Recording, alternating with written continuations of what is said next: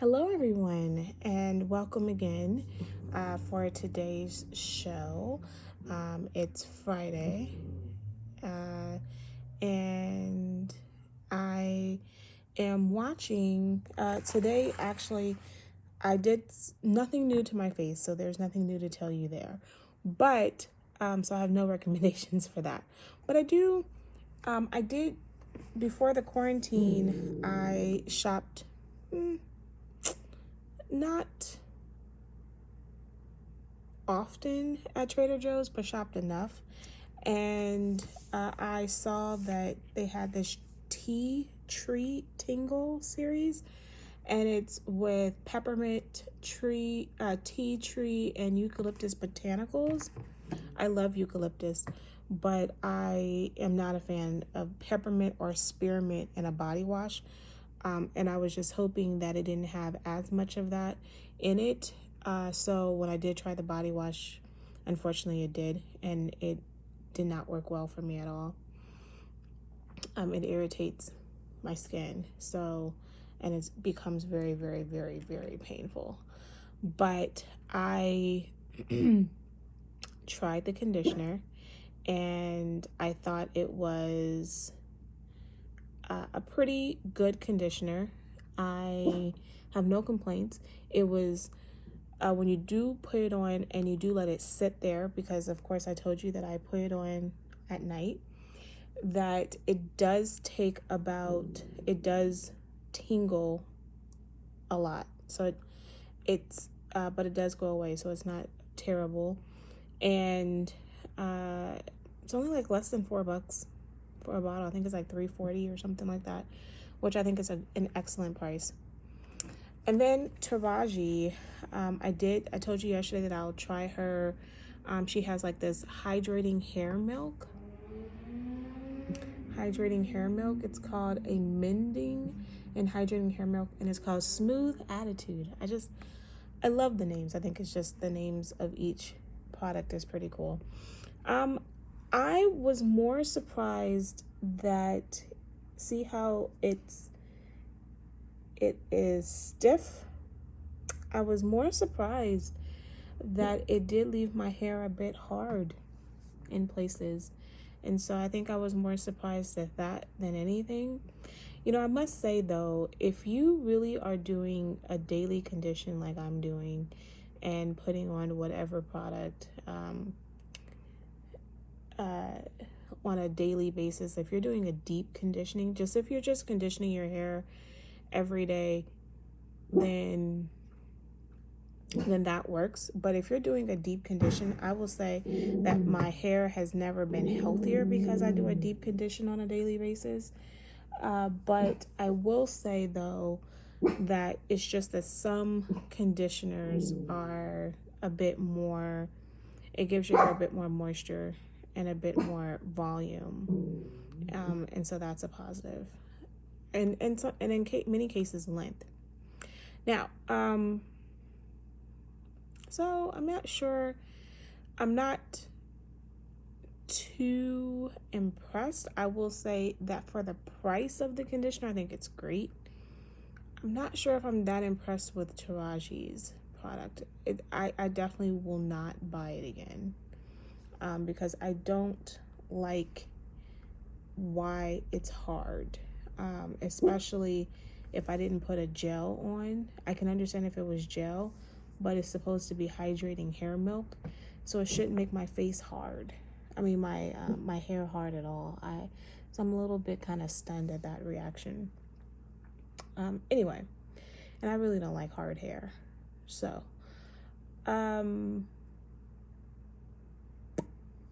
watching, my recommendation for watching. So when I was on Netflix, there was a new show called Sweet Magnolias, and it reminded me of Still Magnolias. And so Still Magnolias is an old play that was turned into a movie. And when I was 14 years old, I actually, in the ninth grade, I actually did a play for Still Magnolia. And so I think I was Trudy. I can't remember. And then if you watch the movie, I don't want to give it away, but it had some heavy hitters. As Julia Roberts was a very, very young Julia Roberts. It's a touching film, and I know that Lifetime, if I'm not mistaken, in the last few years, they did a black version of Still Magnolias with Queen Latifah. That was pretty cool. I enjoyed it. It's not an action pack, it's not a drama filled anything, and really it's just a few women sitting in the hair salon, kind of talking about their life, and you don't get to see as much action. I think that the newer version of it tried to be more action packed. Well, a little bit more. You get more characters, but really the original Still Magnolia doesn't have very many characters. And so I thought this is kind of where this was going, and it was a series. Actually, it gives you the same at-home feel like Still Magnolias, Sweet Magnolias on Netflix. And I think that it gives you the same southern feel. It deals, well, it's an integrated group, which is very different from Still Magnolias, the original. And so it's like three friends, and there is a little interracial dating involved, and that doesn't work out. And it's interesting that they say that it's not working out. The reason why it doesn't work out, I think, is kind of interesting. And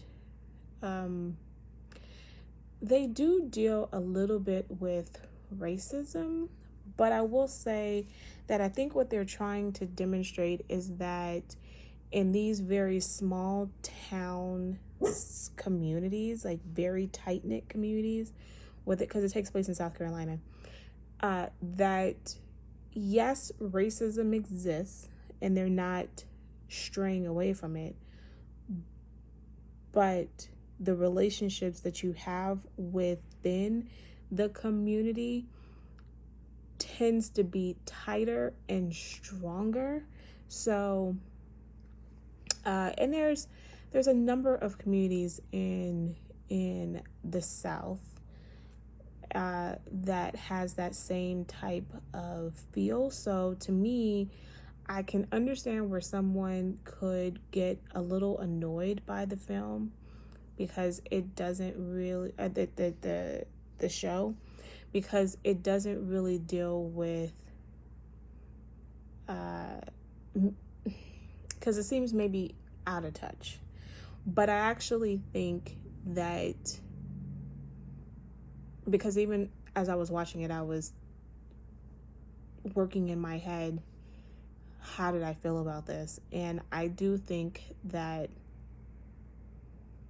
it's not as far out of touch as we would like to. I think that when you're from, like me, from a big city, you don't have the same type of community relationships, because there's people kind of always coming in and out, versus if you were from a small town like my mom, that you have all of these relationships that have been built in, and you still typically have some knowledge of these people even after you may have left the community. Like, they still kind of keep up with you. It's almost like a big high school, a rather large high school. And for that, because the city's probably no more than 1,000, 2,000 people, if that. So because of that, I can kind of understand. I really can grapple with the fact that they really do know each other, because there's like one lawyer, there's that kind of feel, like there's only maybe two lawyers, maybe two, maybe three, but it is maybe a couple of restaurants, maybe it's a couple, so it's one high school, maybe two high schools, if that. And so I totally grasp the smallness of it. And be frank, I could say that it's hard sometimes to get into. For me, I instantly fell in love with it. But I know that there are some people who will not fall in love with it initially at all. And it takes some time. And then it's just that you just have to kind of put yourself in the mindset of the setting. And I think that the whole story is kind of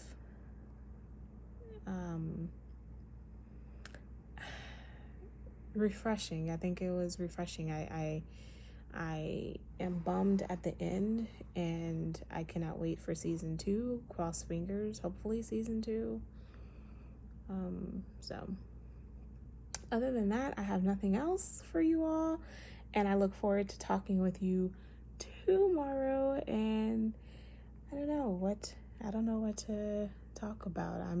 I may try to finish I may start and get all depressed and angry off of the Jeffrey Epstein show and compare. Maybe that's what I'll do. I'll do that and compare it to the R. Kelly show that, and see how that works. Does it work? Was one better or not as better? I mean, I think part of the problem is that I feel like my half of my life has been, maybe even more than that.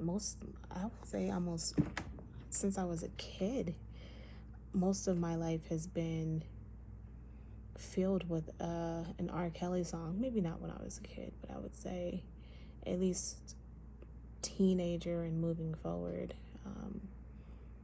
So maybe that's why that hits home more to me, and especially I was a big Aaliyah fan, so that hits home to me than a Jeffrey Epstein that doesn't resonate with me at all. But I'm open to it. I'm open to a lot of things, so I'm open to anything to learn something new. But anyway, so I will see you all tomorrow, and have a great afternoon. Be safe and be kind.